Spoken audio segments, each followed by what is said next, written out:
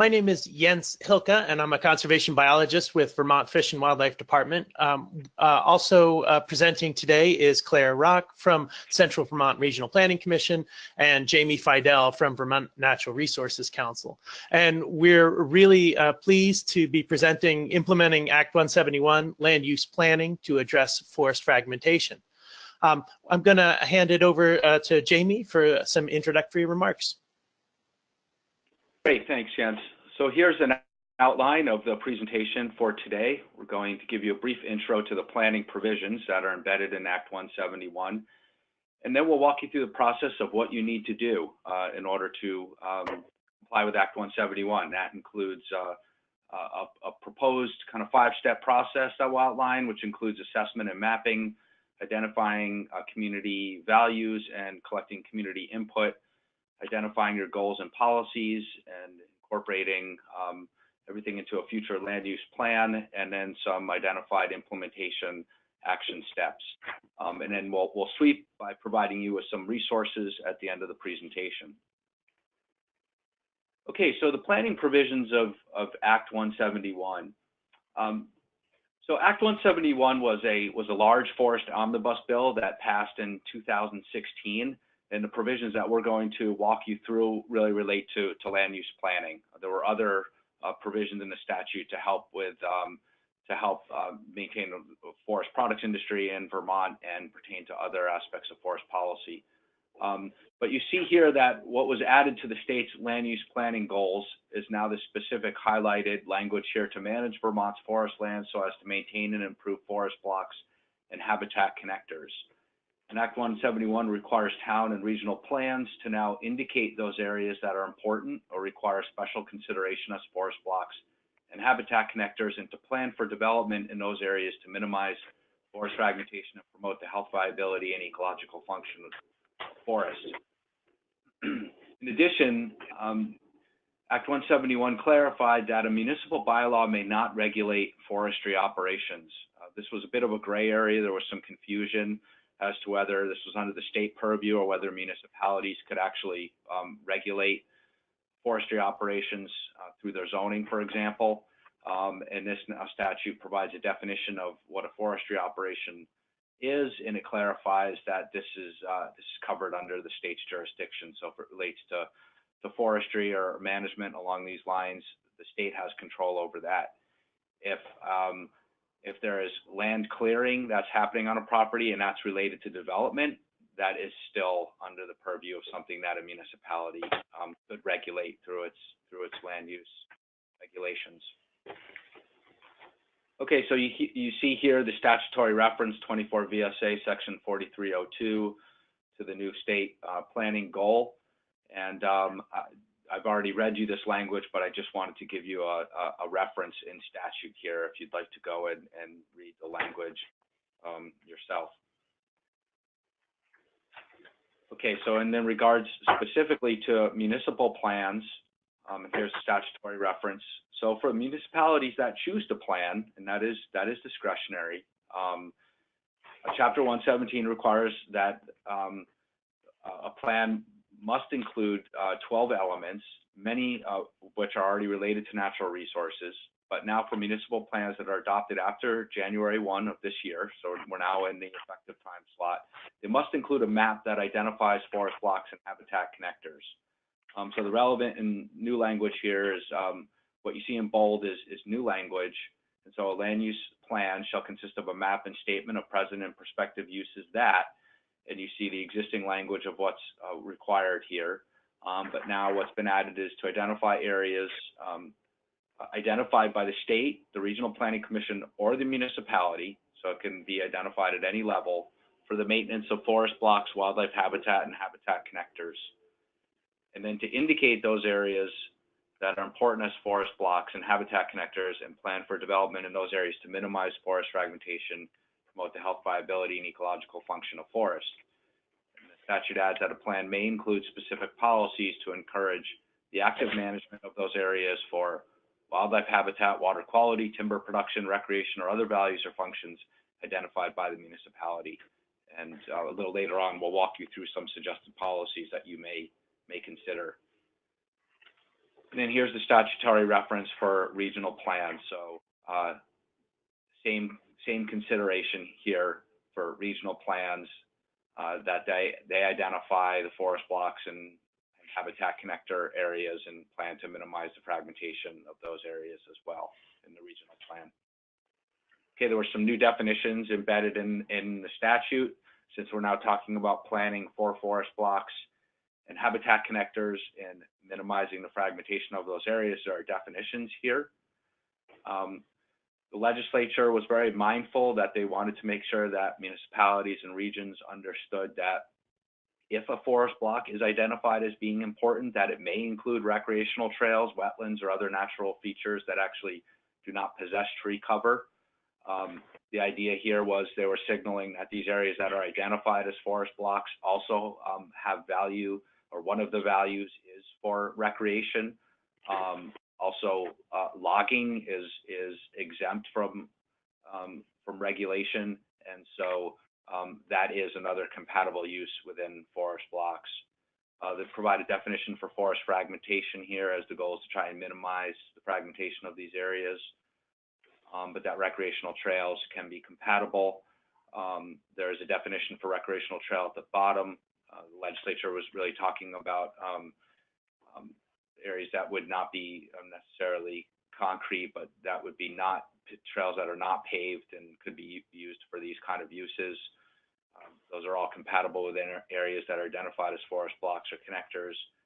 And then in the habitat connector definition here, some towns have already done planning for habitat connectors.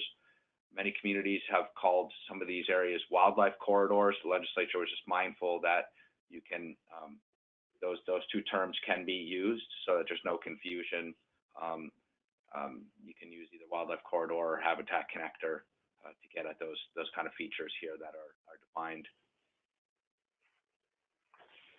And they wanted to let you know that there is some guidance that the A&R has put together with ACCD. This is available here at this link. When Act 171 was signed into law in June of 2016, Governor Shumlin directed the A&R to publish guidance to help with the implementation.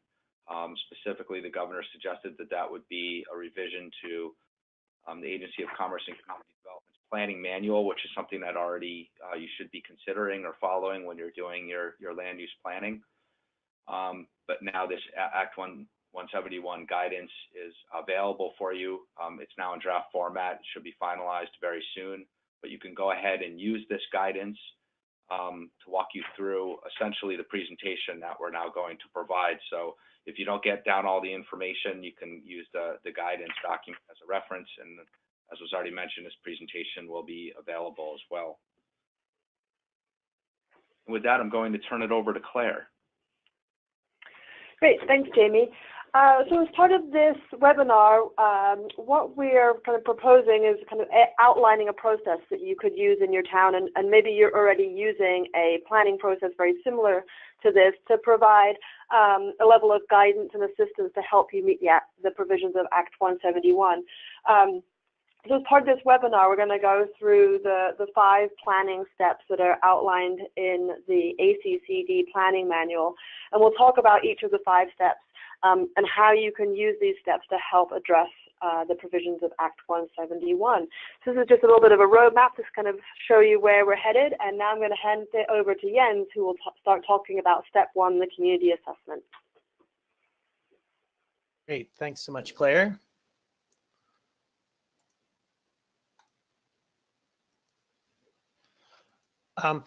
Awesome. And I just want to start with this point that really what brings this all together is a celebration of our forests and a recognition of how important our forests are for multiple reasons.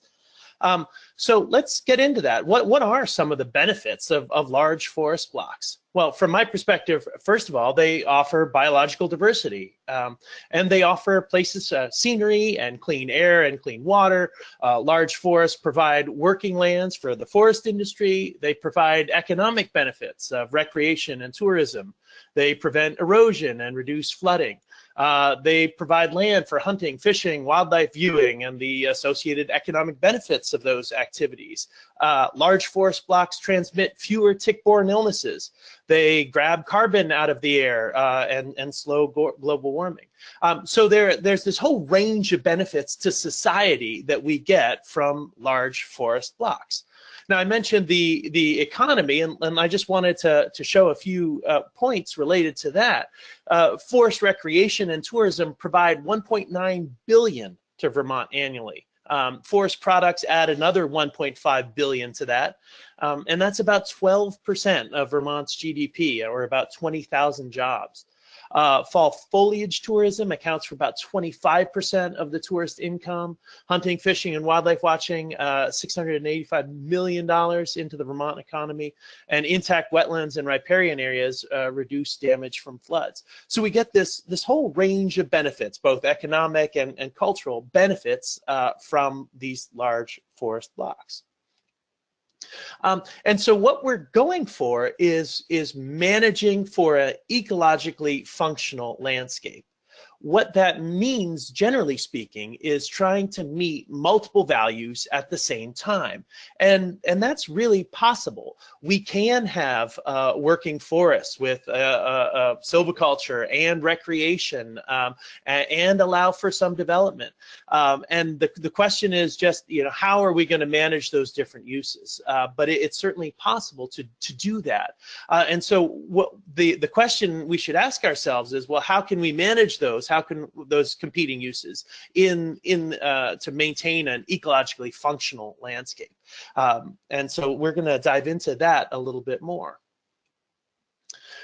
So early on, I said that large forest blocks offer biological diversity. And what this slide shows is that larger forest blocks offer more species diversity than completely isolated smaller forest blocks. So at left, you see what would be a massive block of forest, undeveloped, many tens of thousands of acres. And the list is the list of species that block can sustain. And as you get more and more towards the right, the blocks get smaller and smaller, more and more isolated from one another, separated by roads, development, and agriculture. And what you're left with is suburban species, squirrels, raccoons, skunks. As what you have in those smallest forest blocks. So we get much more biological diversity in larger forest blocks. Now, I would make this comparison only within the context of an individual town, and compare within the context of one town, what are the largest forest blocks or the smallest forest blocks. It gets a little trickier when you start comparing towns, say, along the spine of the Greens to towns in the Champlain Valley, because they're very different ecological contexts at play there. But I did want to show you how this forest pattern has changed over time. So what I have here is an aerial photo from Stowe in 1962. You can see Route 100 there on the left side of the screen.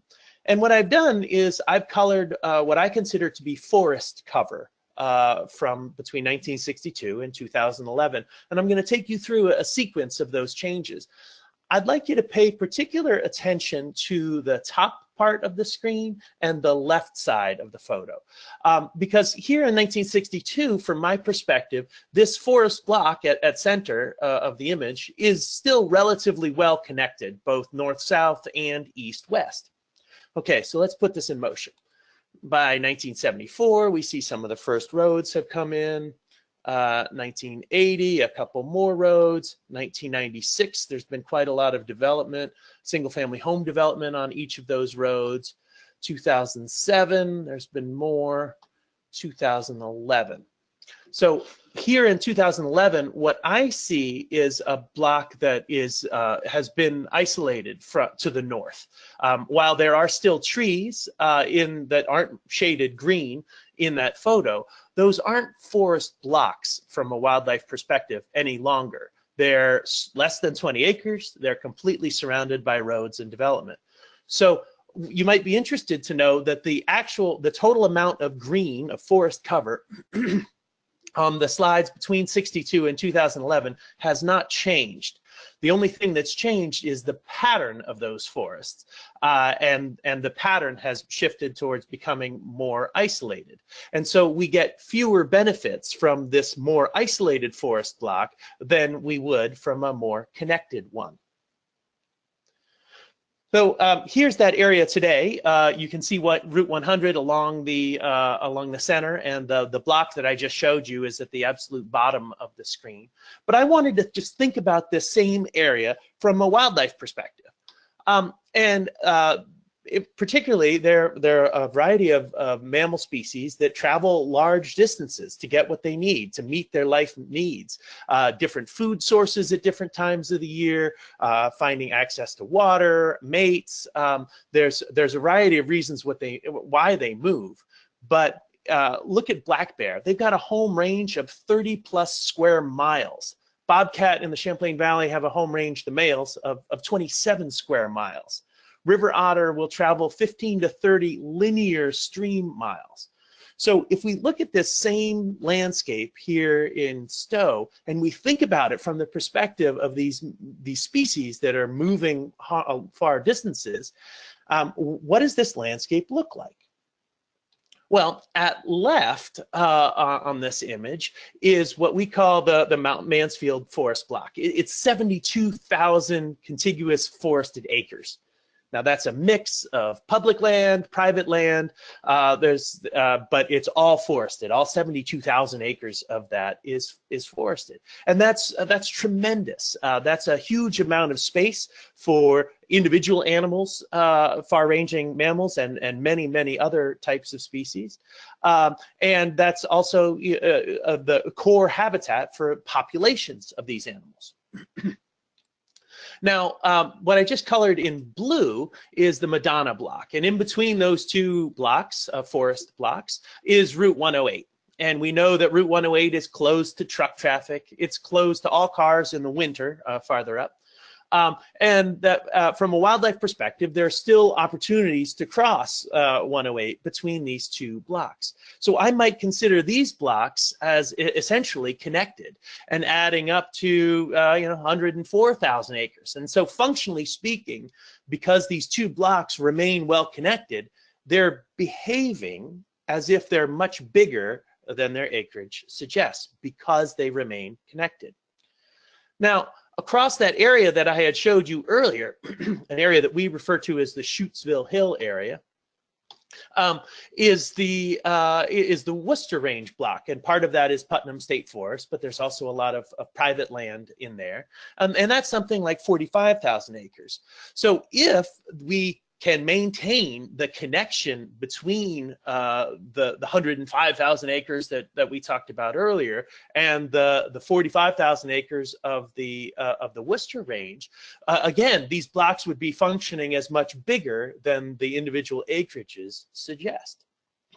That's what we're going for, maintaining a connected landscape.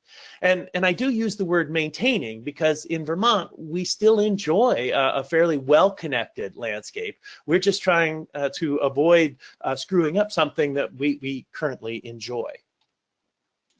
I know I've switched parts of the state, but I did just want to show you another aerial photo and just give you an example of what I'm talking about here. So we have these large forest blocks, and we can identify these large forest areas, these core habitats for individual animals and for whole wildlife populations. Then we can identify some of these smaller blocks. Maybe we could call them stepping stone blocks, or they're actually part of the wildlife connectors. And then these individual connecting lands. So I would term, as well as a riparian connection there, streamside vegetation there on the far right. And I would refer to all of those things in orange as types of habitat connectors, both that smallest forest block as well as those connecting lands that are circled in orange and that streamside vegetation on the right. All of those are types of habitat connectors that are connecting these large forest blocks together. So at the end of the day, we're looking for towns to identify this network of connected lands and waters across their town.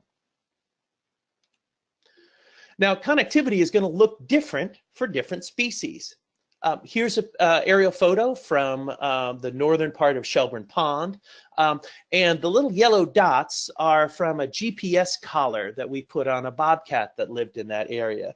And you can see that that bobcat spent a lot of time in some of the forests adjacent to the wetland, as well as in the wetland itself. And maybe it was frozen over at the time, or maybe there was just tall vegetation to provide some cover. But look at this. From the perspective of the bobcat, having a thin hedgerow and then a tree line connecting Shelburne Pond to on the left side of the screen and the larger forest block on the right, having just that tree line to get them across Route 116 was sufficient connectivity across that large gap. That bobcat felt comfortable enough hugging that tree line, making it quickly across Route 116, and then going off into the forest block to the right. Different species are going to look at connectivity differently, but in this example, that was sufficient a connecting feature for the bobcat to connect the wetland and the upland forest. So again, it's going to look different for different species, but the idea is always the same. We don't want the example at left, these isolated upland forest blocks, isolated forest along the stream, where that lighter green color are barriers to animal movement. Maybe it's roads, maybe it's development or agriculture, but all of those, that light green represents these barriers to animal movement. And regardless of what species we're talking about, what we're trying to maintain is the interconnected pattern that you see at right. The upland blocks are connected down to the stream. There's forest along the stream, so there's connections up and down along the stream as well. And so this is a more interconnected pattern of habitat. That's what we're looking for. Now, we can think about this same interconnected pattern across the entire state. I'll show you this data set a little later in the slideshow, but for right now, just understand that these are all the forest blocks, connected forest blocks across the state. And from a wildlife perspective, this makes an interconnected highway for animal movement, both north to south and east to west. If we zoom out even more, we can look at areas across the entire northern Appalachians. So you can see on this photo, we go from the Adirondacks and the Tug Hill Plateau at the left side of that image, all the way up into the maritime provinces of Canada. And the colored blobs that you see are these connecting lands. They're places in between these core forests, these deep, dark woods. They're places in between those deep, dark woods that are important for connectivity across the region. What's interesting to me is how many of those are in Vermont. And so Vermont is really this crossroads, pun intended, of habitat connectivity across the entire northern Appalachian ecoregion. So all these different scales matter. All of these individual wildlife road crossings build up into this larger statewide network of connected lands and waters. And this statewide pattern of connected forests and connected rivers adds up to create this crossroads of connectivity for the entire northern Appalachian ecoregion.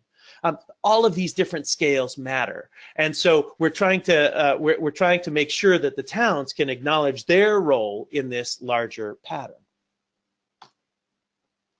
So let's switch gears a little bit, and I'll start to show you how to get the data that you need to comply with Act 171 in this first stage, this first step that we're in, as Claire pointed out, of the community assessment. So I would use a biofinder, biofinder.vermont.gov, as the best place to get the data you need to find out about your forest blocks and habitat connectors. One of the most important data sets you can find on Biofinder, and it would be under the inventory section, is called forest blocks or habitat blocks. These are areas of natural cover. They're surrounded by roads, development, and agriculture. They're larger than 20 acres. According to this data set, a class 4 road would not be considered a fragmenting feature. a class 3 road would be considered a fragmenting feature.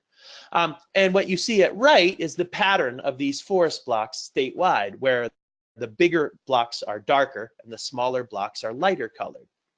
And so you can see, the biggest forest blocks there in the Northeast Kingdom are almost 153,000 acres. The smallest blocks, as I said, are about 20 acres, and the average is about 1,000 acres. Now, this is all the forest blocks in Vermont. There's something like 4,052 of them. And this is every single one of them. This is the raw inventory data. And that's why it's available on the inventory side of BioFinder. I'm gonna show you the other side, the prioritization side of BioFinder here in a second. But for right now, let's just start with these forest blocks. So I want to zoom into the Mad River Valley, and you see Fayston, Waitsfield, and Warren on screen, and you can see that that in Waitsfield here, on the right side of Waitsfield, there's a large chunk of this 20,000 acre Northfield Range block. And then in the extreme northwest of Waitsfield, you see that there's just a little tip of this 54,000 acre Camel's Hump block. And then you see that there are a few other blocks that are in the 1,000 to 3,000 acre size range across the town of Waitsfield. So that's the basic pattern of all of the forest blocks in Waitsfield. And so you could use this data set and you can pick and choose and evaluate, okay, which of these forest blocks should we include in our forest plan for Act 171. You don't need to use them all. You can choose the ones that are most important from your town's perspective, both ecologically and from a working landscape perspective. Now, BioFinder also offers a subset of forest blocks, several different versions actually. So I said that there are 4,052 forest blocks statewide, but there's a subset of these that the Agency of Natural Resources identified that are important for interior forest conditions. That means the deep, dark woods, the places where we get the most species diversity, where there's the least edge area where edge predators, invasive species might come in and other things. So on this map, the dark red are these highest priority interior forest blocks that we know beyond a shadow of a doubt are functioning in this way and are critically important to the overall network of interior forests across Vermont. And then the lighter pink are priority interior forest blocks. We don't have enough data to be able to say that one of the pink ones is terribly more important than another, but we know that they do play a supporting role to these highest priority interior forest blocks. So again, if we zoom into Waitsfield, we can see that only 3 of the forest blocks were selected for their interior forest values. The priority block of the whole Northfield Range, another little pink priority block, and then that large Camel's Hump block in red also shows up as highest priority. So again, interior forest blocks is a subset of all of the forest blocks that refers to just this one value of being interior forest habitat. So BioFinder also offers another selection subset of all of those forest blocks. And this time we're looking at connectivity. Whereas the interior forest blocks were selected because of their function as interior forest, connectivity blocks are selected because of their function of making a contiguous pattern from north to south, east to west, a connected pattern across the state of Vermont, that a way of participating in this regional connectivity. So these are the places within Vermont that are critically important for that regional connectivity statewide. And you can see in dark brown the highest priority connectivity blocks, and then in that lighter tan the priority connectivity blocks.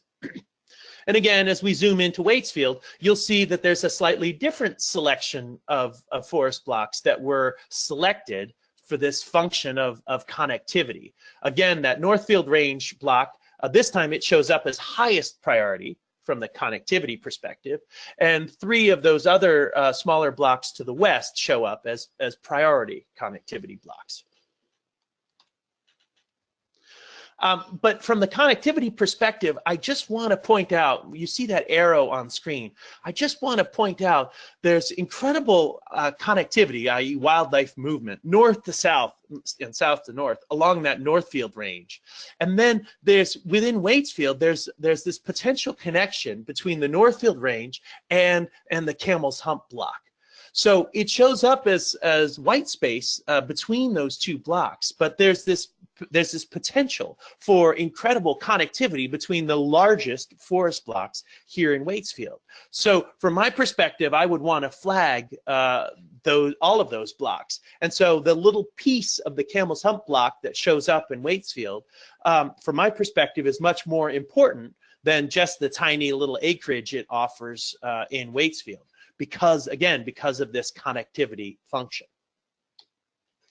So what you might do is just come up with a basic, put those together, the interior forest blocks and the connectivity blocks, and look at Waitsfield and say, okay, well, here we go. There's that Northfield block, there's that Camel's Hump block, and then there are the 3 smaller forest blocks, and maybe we should look to those as the basic forest blocks that we would include in the town plan to comply with Act 171. So I would start in BioFinder with a selection of blocks. I would add the others, and this is what my final forest block map might look like for Waitsfield for this first version. So if that's the identification of forest blocks here in Waitsfield, let's just make sure we give some time to habitat connectors. And I spoke about those different types of habitat connectors, both those smaller forest blocks that are stepping stones between the larger ones, and also those connecting lands, those places where roads bisect that also connect the blocks, as well as those surface waters and riparian areas, that stream-side vegetation that connects forest blocks.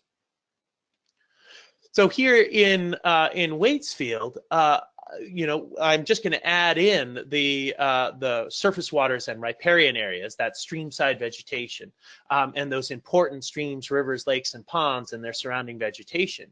And you see that the gap between that Northfield Range block and that Camel's Hump block isn't the white space that we first thought it was. So the riparian network really connects all of these different blocks together, and that's one of the connectivity features here. We can look at the same area in BioFinder. What's colored green here is just the selection of forest blocks that we've brought into this final map for Act 171. And then we've also, there's a lighter shade of green that shows the surface waters and riparian areas. So then the next piece of looking at these habitat connectors is really looking at wildlife road crossings. These are places where wildlife are most likely to cross roads. This data set is a model. It's not based on actual wildlife observations on road. It's based on where there's good quality forest, trees on both sides of the road.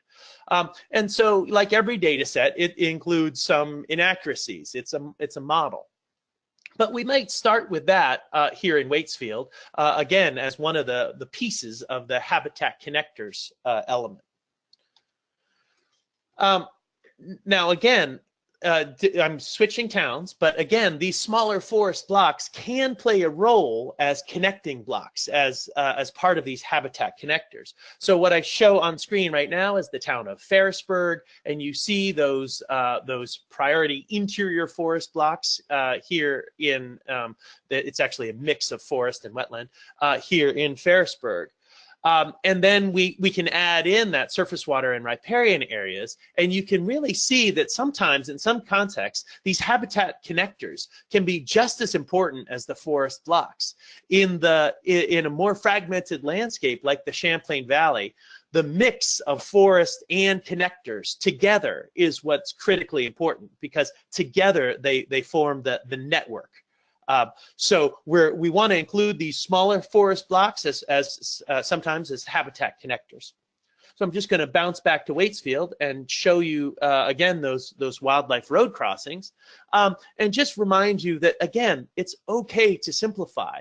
You don't need to take all of the wildlife road crossings in your town to bring forward into Act 171. It's okay to prioritize them. It might be easier if you get some help with this step, and my program, the Community Wildlife Program, is certainly available to help go through that data and figure out what's most important. But remember, we talked about this most important regional connection between the Northfield Range and the Camel's Hump Range. And so what you see now in blue is what I might consider the subset of wildlife road crossings that are most important to reflect the network that Waitsfield that we see here on this Waitsfield map that the town government might want to put forward. So this would be then the final map that in this version that Waitsfield could put forward of forest blocks and wildlife connectors, both surface waters and some of these smaller forest blocks, as well as wildlife road crossings for the habitat connectors piece, and then both some of those interior forest blocks and connectivity blocks for the forest blocks piece. So from my standpoint, this is good. This is the basic version of you select which forest blocks you want to move forward based on your values and use that as the plan to include into your town plan. I'm going to go through another version, the better version, and also a best version. So let's just take a look at other ways of doing the same thing here for Waitsfield. So I said that when you use BioFinder, there's an inventory side and there's a prioritization side. When you first load BioFinder, this is what you see. It's the prioritization side, and it shows Vermont just based on priority ranking at the landscape scale. So the dark green is highest priority and the light green is priority. And this includes all of the components we talked about. Places that are highest priority for interior forest, places that are highest priority for connectivity blocks, places that are highest priority for surface waters and riparian areas, i.e. potential habitat connectors. And so when you first load BioFinder, you're really looking at the landscape from that perspective of what's most important, regardless of why, but what's most important. So if we zoom into Waitsfield, you can see that some of those same forest blocks that we selected in the good version are also shown up here in BioFinder as highest priority. Now, these priorities were based on Vermont conservation design.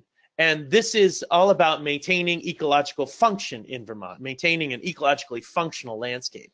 And that's the ability of plants and animals to interact as needed in order to thrive, reproduce, migrate, and move, even as the climate changes. So there's a climate resilience piece built into this idea of ecological function. And so that's part of what the prioritization was based on, how we selected what we selected. So if you look back at Waitsfield, what I just circled on screen, that did show up in our good version. But as did that connection between the Northfield Range and the Camel's Hump Range. This is new, and that's based on those surface waters and riparian areas. So the advantage of looking at your town through the lens of the BioFinder and the highest priority means you get the full network of ecological function.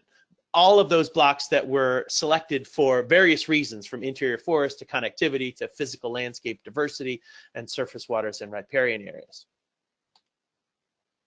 And then again, you know, here I added in the wildlife road crossings, and you could still use a subset. If we look at the same data for Ferrisburgh, you can see those highest priority interior forest blocks and priority forest blocks. And then if I switch to the prioritization side, you can see that a lot of the land in Ferrisburgh was selected because of being highest priority from this surface water and riparian area framework. So from my standpoint, it would be better to use use Vermont conservation design and the highest priority areas in BioFinder as the basis for the forest blocks and habitat connectors that you bring into your town plan. But again, you can add some blocks, delete some blocks based on your values, your town's values, and your town's prioritization, be it ecological or otherwise. So there's a lot of flexibility here, but it might be better from an ecological standpoint to start with the BioFinder prioritization layers as the basis for your forest blocks and habitat connectors. Now, if we think about the best scenario here, I think it would be using local data in addition to this statewide data. And in Waitsfield, we just so happens that in 2007, they paid for a landscape inventory and assessment made possible by a municipal planning grant. So all the towns, Waitsfield and Fayston got together and had one done, and Warren had one done later. And so the towns worked with a variety of NGO partners, Vermont Natural Resources Council, as well as the Fish and Wildlife Department, and really wrestled with the data that came out of their landscape inventory. And it was much more detailed than the data that's available statewide. They also brought in all of the statewide data and looked at those prioritizations. And together, by bringing together this statewide map and this local inventory, they were able to create this tiered ecological priorities map. And it shows, it forces different elements into different tiers that might be more appropriate for planning. Because the primary conservation areas, you might want a higher regulatory standard, and the secondary conservation areas, you might want a slightly lower regulatory standard. So from my perspective, this would be best, is that mix of the statewide prioritization and a local inventory, and then a group of townspeople that really wrestles with what all of this means, both ecologically and from the town values perspective, to include a map of what they consider the most important ecological places in the town. So that was the end of step one. I just gave you 3 different scenarios for how you might meet your obligation to identify forest blocks and habitat connectors. Step 2 is all about developing a shared community vision. And one of the tools we use for that is community value mapping.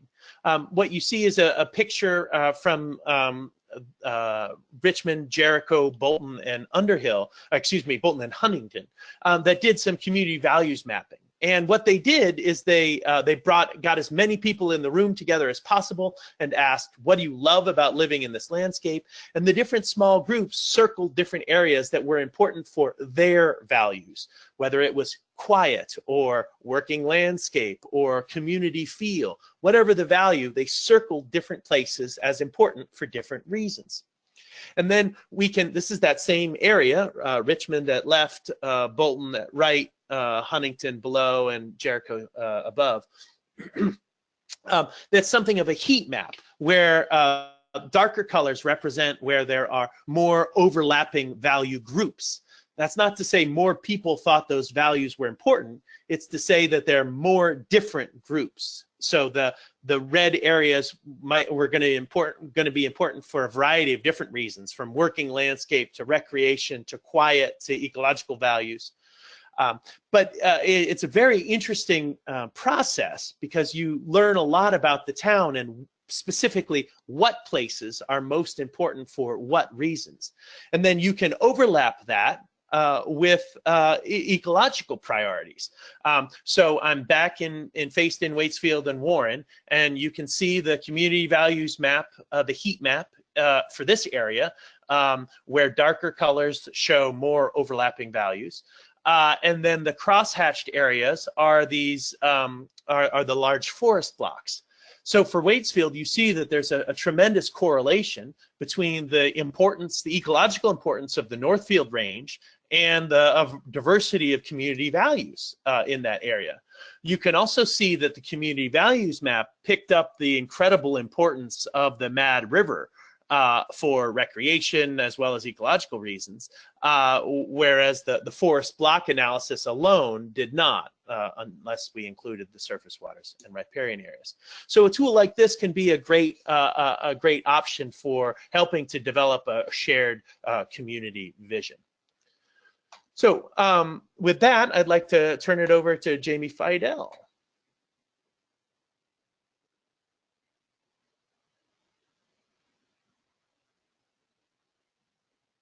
Hey, thanks, Jens. Fortunately, that did not tee up right, so bear with me, folks.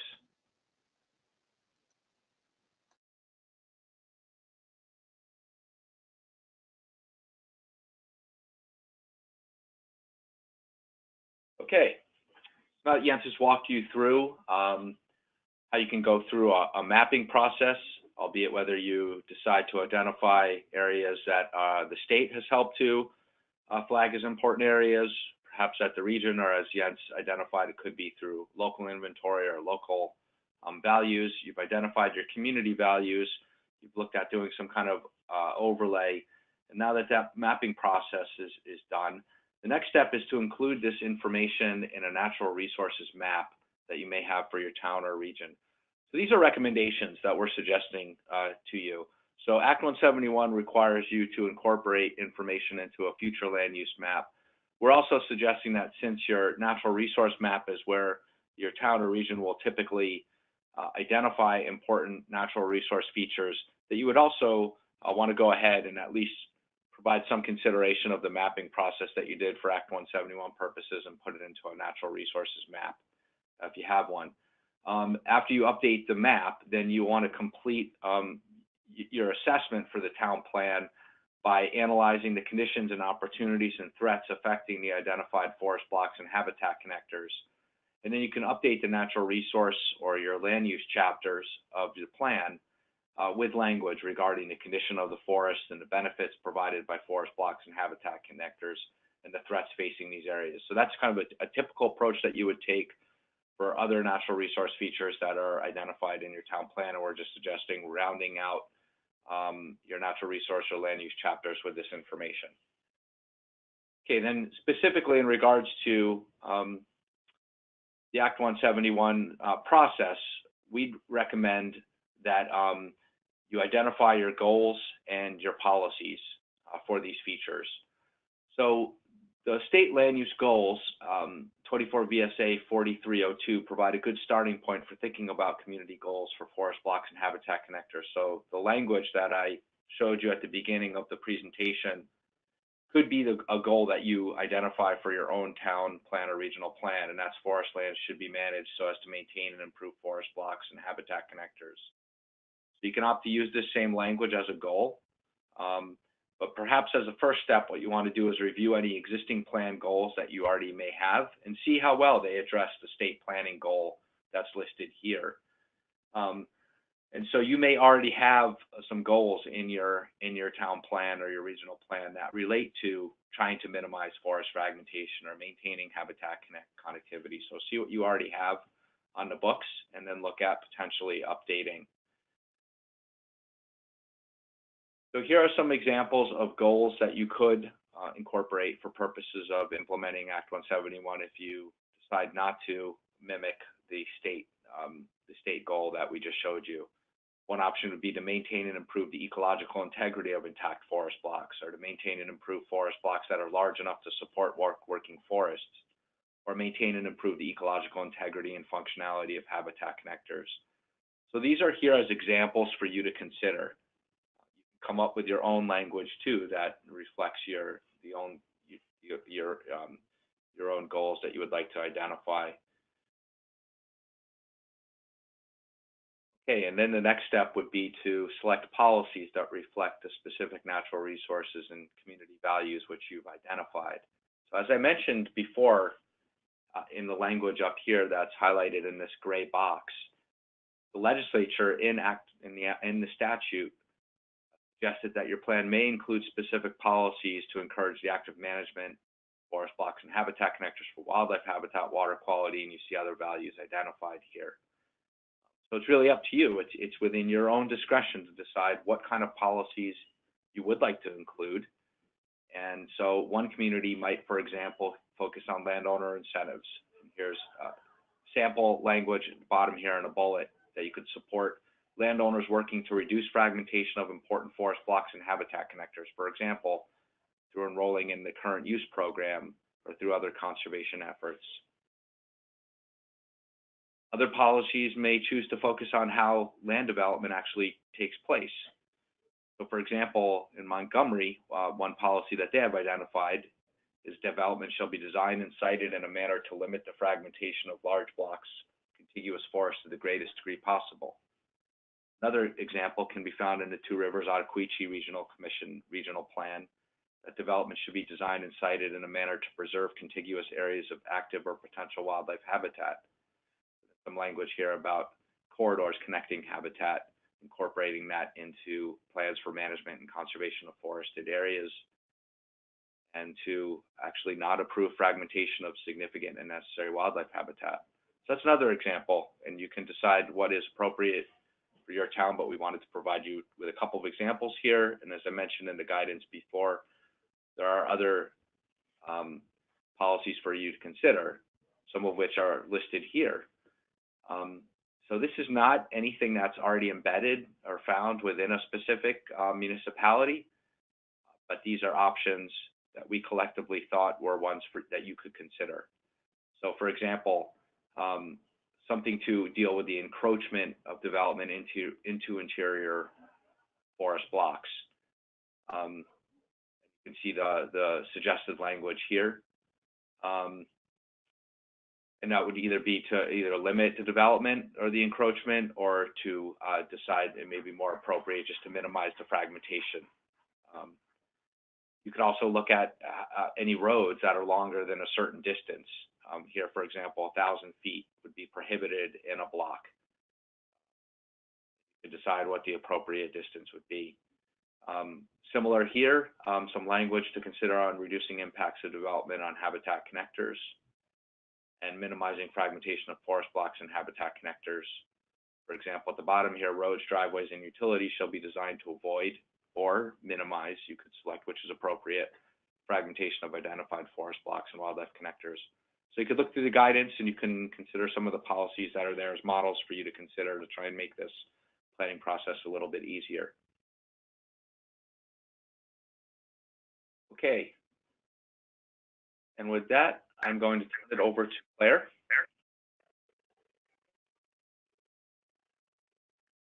Hi, thank you, Jamie. I think we are ready to go. So I'm just going to start this slideshow up from here. So as mentioned before, the process we're laying out is a suggested approach that you could undertake to help meet the provisions of Act 171. We have borrowed this planning process from the ACCD Municipal Planning Guide, which is a great resource that can help you and your communities go through the process for updating your town plan and to help you with other aspects of planning that you might be doing at the local level. And so we've gone through step 1, step 2, step 3, and I'll be talking a little bit more about step 4 and a little bit about step 5. And so the slides I'm going to show now are how some of these pieces do indeed fit together in your town plan. So here we have an example of Waitsfield, and this is taken from the Waitsfield town plan that up until last month was actually in effect. And so they have updated their town plan. I'm not sure how much of this has specifically changed, But here is an example of one town which has addressed this topic within their municipal plan. And so just to kind of summarize some of the steps that you saw before, here is one of the natural resource maps that Waitsfield included in their town plan. And so one of the maps does depict some habitat areas, some forested areas. And within their natural resources chapter of their plan, along with this map, along with the narrative which explains these areas and talks about their conditions at the local level, Waitsfield has included some goals and policies which directly relate to this topic. And so as an example, one of the goals that's included in this town plan was the one that's showing on the screen here, where it indicates that the town of Waitsfield identifies as a goal the responsible stewardship and sustainable use of Waitsfield's natural resources in a manner that protects and enhances the town's and the broader Mad River Valley's environmental well-being. Along with that particular goal, they've identified specific policies which further help support that goal.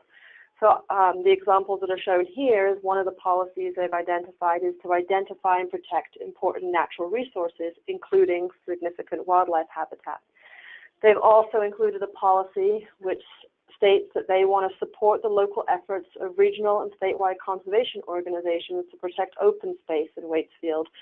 And they've identified what some of their priorities are. And so some of their priorities, which are listed below right there, show that they want to be prioritizing protection for some of the high elevation land, which is about above 1,500 feet in the Northfield Range.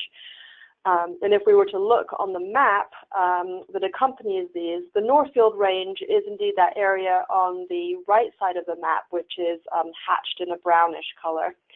And they've also recognized that as a policy, they want to prioritize the protection of significant wildlife habitat and travel corridors. So this is provided as an example to show how some of the pieces we've heard about throughout this webinar are actually coming together in the format of a town plan. And I think it's important to recognize that while we've been talking about the natural resources section of a plan, we should also be thinking about the land use plan that is a requirement of state statute. So under state statute, under section 4382, the plan for the municipality, statute indicates that a land use plan which consists of a map and a statement of present and prospective land uses. And that under Act 171, that specific statutory requirement goes on to state that in that land use plan, you have to indicate those areas that are important as forest blocks and habitat connectors, and that you may include specific policies to help support those important forest blocks. And I think it's important to note to be able to make that recognition about what that land use plan includes. That land use plan includes a map and statement of policies of existing and proposed land uses. The map that's included graphically communicates important components of a community's vision for change, and that map doesn't necessarily reflect current uses, but rather the desired uses. The map that's included as a land use plan is not a zoning map, but it does establish the basis for a zoning map, and that the land use classifications on that land use map can be broad. And what we're showing here is, this is actually a draft map that was under consideration while Richmond was undergoing its plan update. And here you can see these future land use areas are broad and general, and that's okay. That is part of the purpose of the land use map, is to take a culmination of all the different information from your inventory maps and put them together in a conceptual future desired land uses that you want to pursue as part of the goals of your town plan. And so what we're suggesting to help meet the requirements of Act 171 is for you to review your natural resources maps, including that new map that you may have made through the process that Jens outlined. And for you to also look at your existing land use and look at your zoning map, and also review all the visions and goals specifically around natural resources and any new goals or policies you may have added that are directly geared towards the forest blocks and the wildlife connectors. And as always, there's got to be this balance between the future growth and resource protection.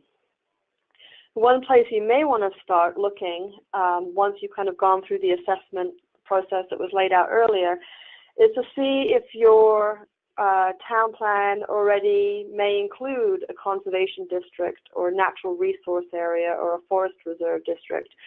And you'll be looking at in your future land use section to see if you have any of these areas already identified and designated, and take a look at what your plan says about these areas and compare those potentially existing areas to that map which shows your forest block, and see if there's any overlap, or maybe there's a modification to some of these existing areas, or maybe it's the creation of a new area. I should also mention, as a side note, this is a wonderful opportunity to work in collaboration with your Conservation Commission. This may be a topic that they're working on, or maybe they have some more specific knowledge, but I think wherever possible, there's a great opportunity to collaborate between existing municipal boards. And here is an opportunity to work with the Conservation Commission and Planning Commission to help address some of these new changes and requirements. So now we're going to look at the Waitsfield Natural Resource Map, or one of their natural resources maps, and compare that to their future land use map, taking into consideration some of the information that was shared on the previous slides. So here on the left-hand side is one of those natural resource maps, which indicates those areas that have been inventoried.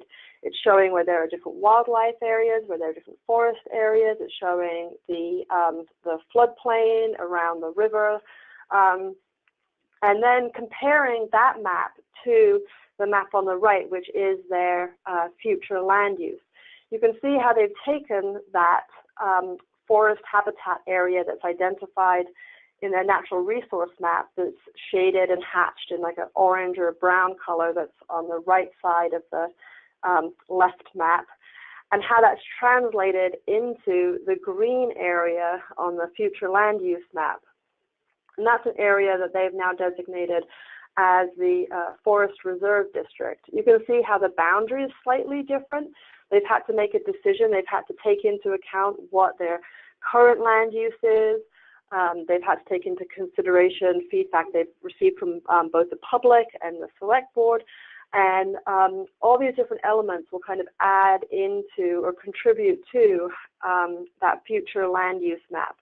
So they took that forested area, they translated it into a forest reserve district.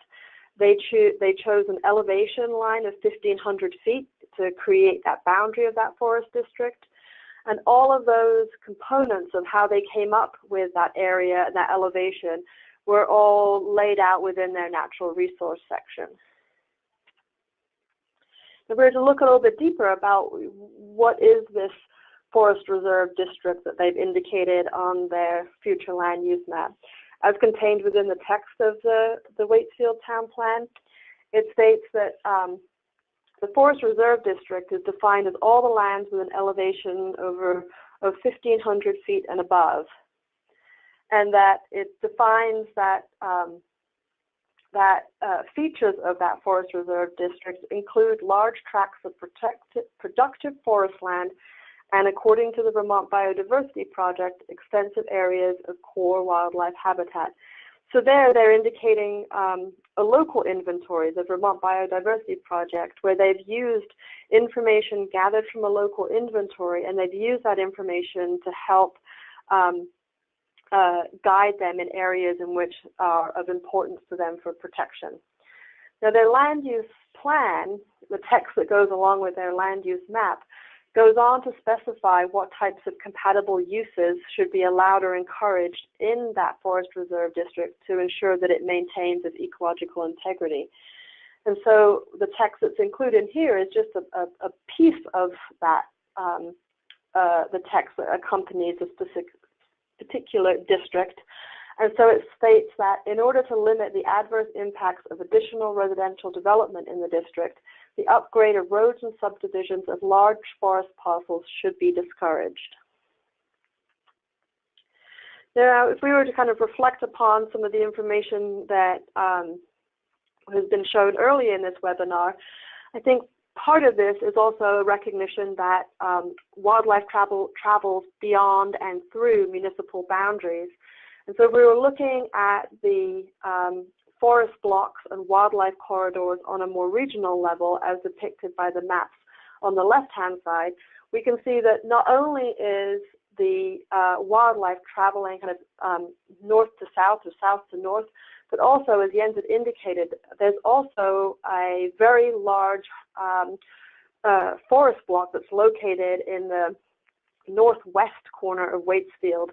And so one of the things that has come up during these discussions about these new planning provisions is to say, how can towns potentially be looking at strengthening and identifying those wildlife corridors, which are very much as important as those habitat areas, to make sure that wildlife can travel from place to place. And so one thing we're kind of putting out there for your consideration is maybe adding some indicators of wildlife travel corridors that may extend kind of beyond the town boundary, and showing that movement of wildlife habitat in addition to those wildlife blocks. So what I've done on the map, the Waitsfield map, is put on that extra arrow and say, you know, is there an opportunity for Waitsfield or another town to be able to identify those travel corridors on their future land use plan. And so now we're going to transition a little bit. Now we've kind of mapped out what the vision is for the future with the discussion about the future land use and how Act 171 is incorporated into your future land use plan. And now we're going to kind of move forward to say, well, how do the pieces come together? How can a town start putting together an implementation program to ensure that what they've expressed in their goals and vision indeed moves forward into action and implementation? And so what we're showing you on the screen here is an example of an implementation program that was included in the Heinsberg town plan.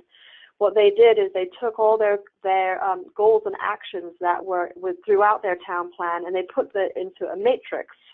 So one of the pages from that matrix is included on the page here, and you can see under the goals column, goal 5.11 states that in Heinsberg they want to provide connectivity among natural areas and core wildlife habitat. Furthermore, they've identified a specific action they can be taking, and we've highlighted that in yellow. So under the actions column, they've identified the specific action of when reviewing new development, they want to strongly discourage development in key corridor/linkage areas. They've identified that the Development Review Board, or DRB, is the most appropriate town board or committee that should be tasked with ensuring this action is done. And I had actually heard from Jens fairly recently that he was actually out in Heinsberg specifically helping that town on this specific action. So this is a great way just to help bring all your goals and actions together and really identify who the most appropriate committee is to take the responsibility of moving those forward. Now, another way this can be done is, this example is from the ACCD planning manual.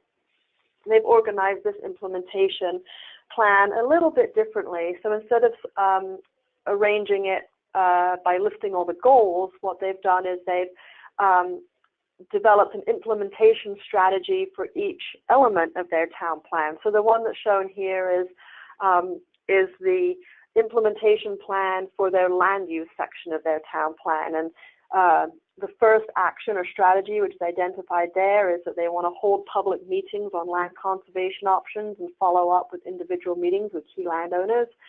They've specified they want to do that action specifically in the agricultural and conservation districts, and that they've suggested that the Conservation Commission along with assistance from the land trust, are the most are the committees that are best suited to help undertake that task.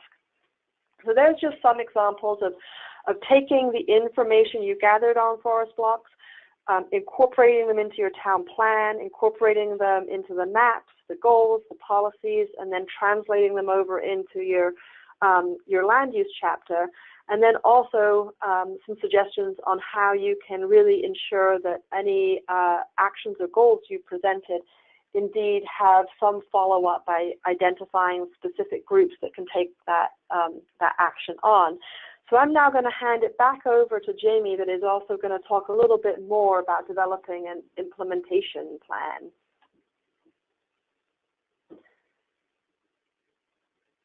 Great, thanks, Claire.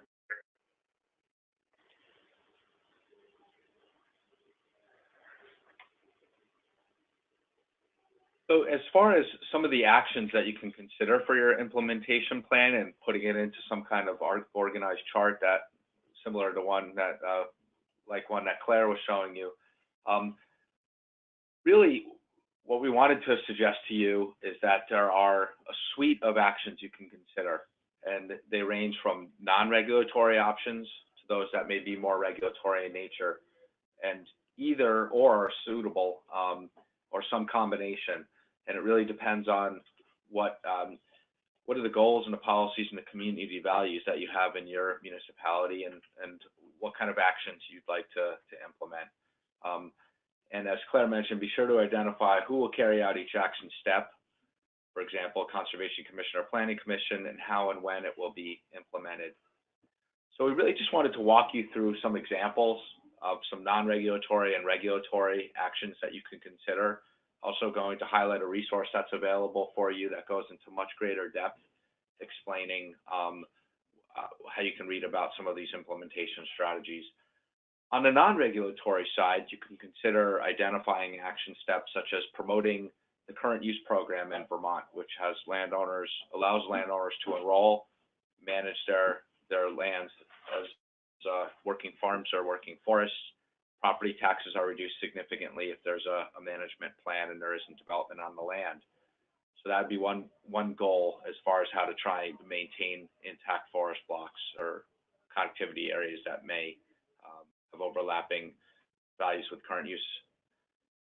You could encourage landowners and forest blocks and habitat connectors to have a management or conservation plan, which encourages some proactive thinking to how that land is going to be conserved or managed. You could provide workshops for landowners to learn about conservation easements. These are voluntary easements that landowners put on their property working with a qualified land trust organization. And there are certain tax benefits that can be realized for giving up a certain level of development opportunity on land. Certain tax benefits are listed here. That's another non-regulatory option that you could consider to promote. You could look at establishing a town forest and use it as an opportunity for model sustainable forest management and to protect forest values, to showcase how you do exemplary management. There's at least 121 town forests in Vermont, provide a lot of values, and so you could look at establishing a town forest as another example where you may have an important forest block that you've identified. You could also look at policies to support the forest products industry, such as being aware of where there are important working forests and looking at identifying forest blocks for those working forest values. You could also look at, from a non-regulatory perspective, how to create certain retention of forest processing in a town for processing of local forest products. On the regulatory side, you could look at requiring subdivision review to actually encourage that there's still access to working lands after lands are subdivided. Then on the non-regulatory side, you could also convene workshops for landowners to learn about succession planning. Who will take over the land once the current owners pass on? If the children are going to inherit the land, how could it be maintained in an intact nature? Not resort to subdivision development, potentially what are some of the other opportunities, but you need to have those conversations with your family. And so that's another step. You could have workshops for landowners to attend to understand the value of doing estate or successional planning. Then there's a suite of regulatory actions that you could consider that relate more to development review or how development takes place on the land. You could look at establishing resource protection districts. Claire hit on this a bit before. Different opportunities through forest districts or conservation districts or overlay districts such as the wildlife overlay district. These are three types of zoning districts in particular that we think could further the goals that are contemplated in Act 171 for trying to minimize fragmentation in areas by having working forest or conservation as a primary purpose in the area, but then still allowing development, but in a way that hopefully minimizes fragmentation. Could look at incorporating development review standards and zoning bylaws to address forest and wildlife resources. You can do this through site review standards that apply to site layout. And you could also look at conditional use standards that evaluate certain uses, for which it has been determined that an additional or heightened level of review would be necessary or helpful to identify and avoid or mitigate the impacts of development.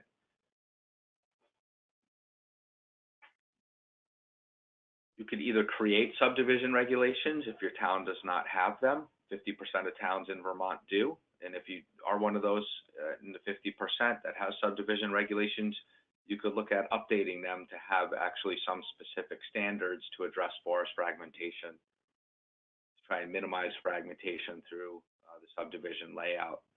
You can encourage planned unit developments or PUDs to cluster development and maintain intact forest blocks and habitat connectors and actually create density bonuses for maintaining open space in areas that would be of an intact forest block or connectivity area if that's desired.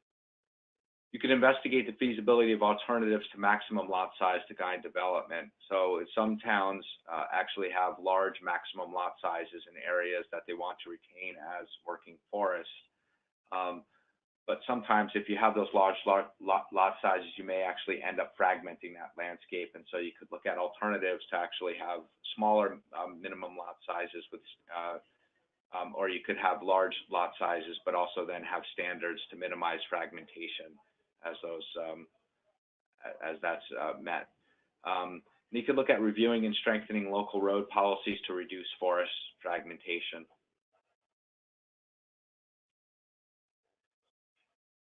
So there's obviously a long list that you can consider. In the resources section, I'll tell you where there are some resources that give you some more information about some of these implementation or action steps. But you may want to go through an exercise of actually prioritizing the actions so that you have a manageable list and a greater chance of successfully advancing some of the initiatives that you choose. And here are some considerations when it comes to prioritizing actions. Does it actually help a forest block, maintain a forest block or habitat connector? Does it align with your community values? Is it the type of action that's compatible with the community values? What will be the cost? Are there financial resources available to actually implement it? Is there staff or a volunteer capacity to actually implement the work? What is the timing of the action given other community priorities? And are there opportunities to build on existing efforts or momentum underway? And that could include also partnering with adjoining municipalities to look at how you can get some traction working across multiple municipalities that may share a forest block or connectivity area. I did mention to you before that there was a resource available to you that gets into much more detail outlining all of those non-regulatory and regulatory strategies that I just mentioned. This is a community strategy for Vermont's forest and wildlife. It's available for free. You can download it at this link here on the VNRC website, and it goes into much more detail if you would like to have more resources available to you through the implementation steps or just merely to identify your action steps in your town or regional plan. So with that, we've completed the circle here. We've walked you through these steps working off of the ACCD planning manual implementation process here. And we've just finished step 5, identifying your priority action items. And we've talked about the segue also into potential implementation once your plan is done. So as next steps, we just wanted to quickly let you know about these available resources before we stop and entertain any questions that you may have. So as Jens already mentioned, BioFinder is available, and the Vermont Department of Fish and Wildlife are available to help you walk through BioFinder and conservation design and help you with your mapping. There is Mapping Vermont Natural Heritage book, which Jens had mentioned. There's the A&R guidance document, which is available in draft format, which I mentioned before, which will walk you through specifically the Act 171 implementation, and the ACCD planning manual, which we've also referenced. Obviously, you have your regional planning commissions. Please rely on them to also help with technical assistance, especially as you're contemplating how to meet the goals of Act 171 at the municipal level. I just mentioned the community strategies for Vermont's forest and wildlife that walks you through some of the implementation or action steps you could consider. And just briefly wanted to let you know that there is a 3-year project that's going on right now. It's a partnership between Vermont Fish and Wildlife and Vermont Forest Parks and Recreation, UVM, Central Vermont Regional Planning Commission, VNRC. And this is to look at creating more of a one-stop shopping implementation area that would also provide some planning tools and some a greater synthesis of how you could comply with Act 171. And as always, we'll want to hear from you about your planning needs and any questions that you have. And so please rely on any of us who have been part of the presenters today to help you walk through any questions that you may have after today's presentation. But with that, I'm going to break, and thank you all for participating. Here is our contact information. And we'll now, I think, open this up to any questions that you may have submitted. Awesome, Jamie. So there were some questions submitted, including some comments that I'll forward to the presenters. We had one question related to, well, a couple questions related to the strength of the protections for habitat connectors and forests. So if a town doesn't have zoning, should select boards take action, or basically how much strength do goals and policies in a town plan protect the forests by limiting development when the town does not have zoning?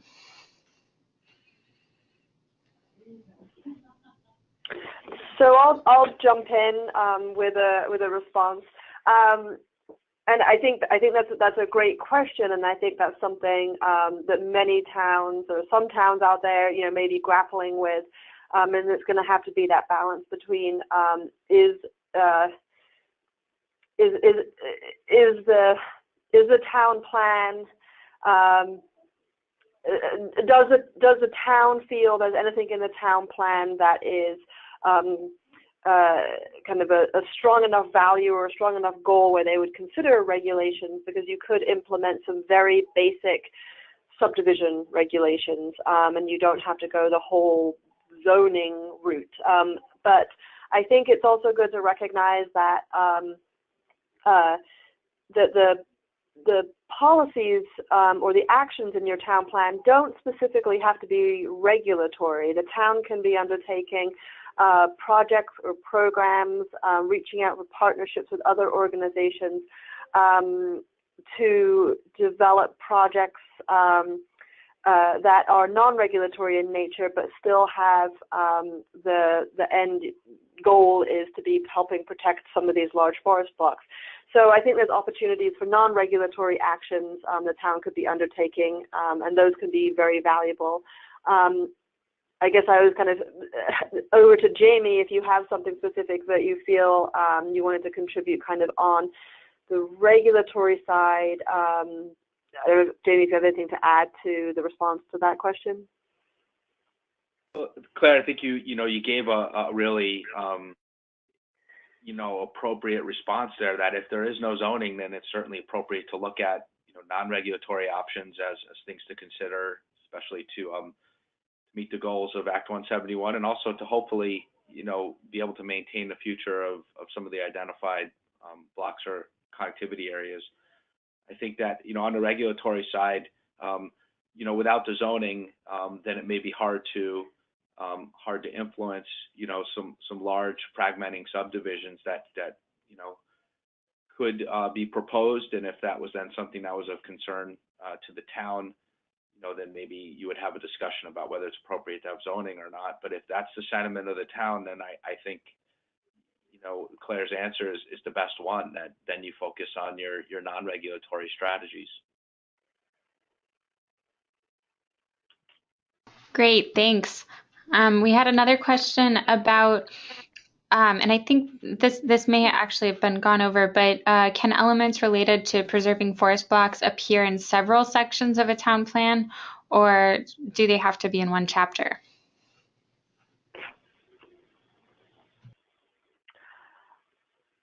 This is Claire again. I would say that there's never any harm in restating something that is of concern, or there's something that's a particular community value in multiple places in your town plan. I think what we're suggesting here is kind of a suggested approach to say, if you have a natural resources specific chapter of your town plan, that's a great place to start, and then you can carry that forward and reference that in your land use plan. And I think you're going to need a map that's going to show where those forest blocks are, and then including a discussion about why they're important to your specific community. And that may appear in various sections. I think there's an understanding that the value of our forests, they do indeed have a strong ecological value, but I think there's also a recognition that they also have an economic value. And they also may very well may have a kind of a hazard mitigation or resilience factor, in value in a town plan. And so I think the more you can integrate and cross-reference and recognize the multiple benefits of a certain community resource, I think that just strengthens your town plan, and also provides the community with some cross-cutting actions that you could undertake that would hit upon multiple goals. And I think kind of that's a better approach than maybe just siloing it in one specific section. This is Jens. I'd just like to jump in and echo some of what Claire just said. I too think it's really important that that important resources in a town show up in multiple sections of the town plan. One example would be wildlife road crossings. I think they're absolutely important as a natural resource element, but you may also want to mention them in the transportation side of things as a consideration. The forest blocks might also show up in the land use chapter, the energy chapter, of a variety of different places. And then I'd also remind us all about the JAM Golf Course Supreme Court ruling that struck down a section of the South Burlington zoning code, and went on to say that as the Vermont Supreme Court went on to say that that the town plan itself sounded very, I'll use my word, schizophrenic, where different chapters of the plan spoke to very different values, and there didn't seem to be enough cohesion across the plan, speaking to a unified vision for the town. So I think the more that we can get these natural resources into different parts of the plan, the more it forces the town to come up with a unified balancing act between how much of these different competing uses do we want and where do we want them. Great, thanks. Another question, could you please explain how large lot zoning will add to fragmentation? Sorry, was the question how it would address fragmentation or add to fragmentation? The question is phrased add to fragmentation. Yeah, I could Go jump ahead, Claire. in there. Oh no, go ahead, Jamie. I'll let you take the first whack. Well, I was just going to say, if you have an area where the max, let's say the the lots, you have a rural area, and the identified kind of lot size is 27 acres. If you had that across the board, 27 acres in an area, then you're potentially fragmenting that area, unless the pattern of those are done in a way where the homes were kind of at the edges of that block. But within each 27 acres, if you had roads that were penetrating through each lot, potentially towards the back of the lot, you can start to begin to visualize how you could potentially have a lot of fragmentation in that area, especially if there were no standards within those regulations then to minimize the fragmentation. So Claire, is there anything you could help based on, I guess, that one example?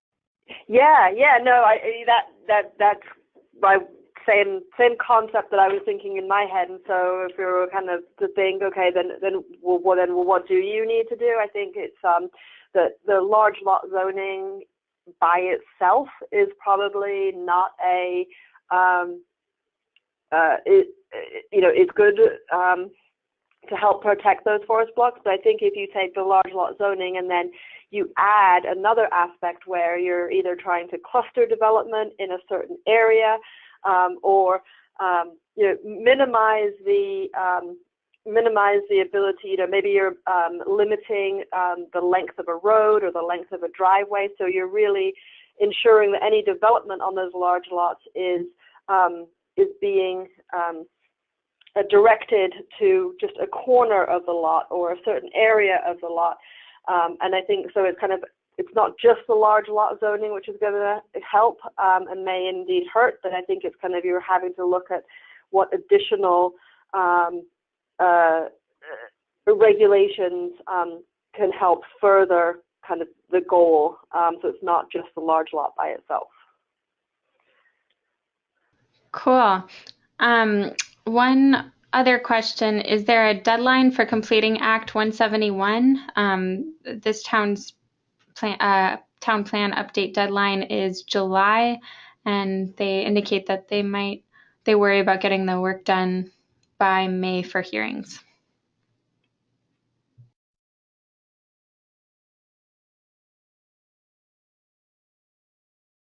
Claire, do you have any advice there? Any plan which is to be adopted after January 1st of 2018 does need to include, it does need to meet the provisions of Act 171.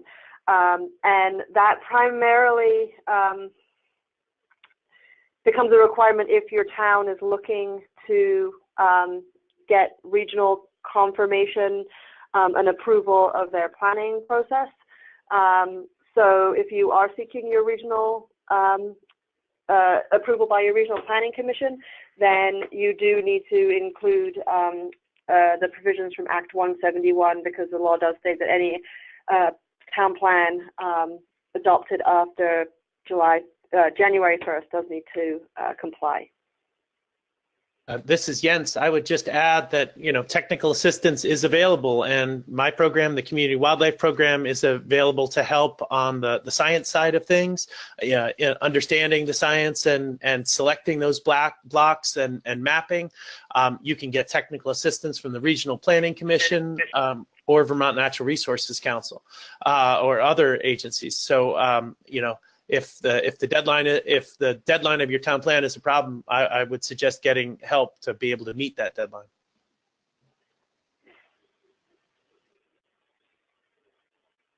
Great. Awesome. I think that takes care of all the questions, unless anyone has anything else to ask. Thank you all for coming, and thanks to our awesome presenters. Do you have anything else to add, Jamie or Claire or Jens? No, just thanks everybody for joining.